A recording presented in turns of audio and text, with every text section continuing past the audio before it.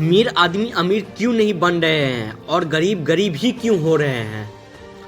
मुख्य कारण क्यों अमीर होते जा रहे हैं। पहला, संपत्ति और निवेश का कंपाउंड इफेक्ट। अमीरों के पास पहले से पैसे होते हैं, वो जो शेयर बाजार, प्रॉपर्टी और बिजनेस में यानी सर्विसेज में लगाते हैं, वह पैसे पर पैसे कमाता है। कंपाउंडिंग उदाहरण स्टॉक मार्केट या रियल एस्टेट में निवेश से उनकी संपत्ति तेजी से बढ़ती है, खासकर महामारी के बाद। दूसरा, एसेट की कीमतों बढ़ना। अमीरों की संपत्ति मुख्य रूप से स्टॉक, प्रॉपर्टी और बिजनेस में होती है, जिनकी कीमतें तेजी से बढ़ रही है। गरीबों के पास ऐसी संपत्ति नहीं होती, इसलिए वो लाभ से वंचित रहते हैं। तीसरा, कम टैक्स और फायदेमंद नीतियाँ। कई देशों में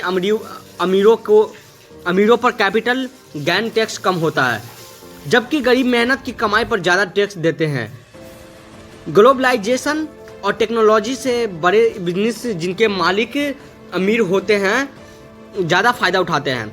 चौथा, मानसिकता और अवसर। अमीर लोग रिस्क लेते हैं और निवेश करते हैं और लंबे समय तक की प्लानिंग करते हुए शिक्षा और नेटवर्क का बेहतर इस्तेमाल करते हैं। गरीब क्यों हो रहे हैं? पहला, कमाई सिर्फ खर्च पर। गरीब या मध्य वर्ग की कमाई ज़्यादातर जरूरतों, खाना, किराया, EMI पर खर्च हो जाती है। बचत या निवेश के लिए कुछ नहीं बचता। दूसरा, शिक्षा और स्किल की कमी। सभी अच्छी शिक्षा और स्किल न होने से अच्छी नौकरियां नहीं मिलती।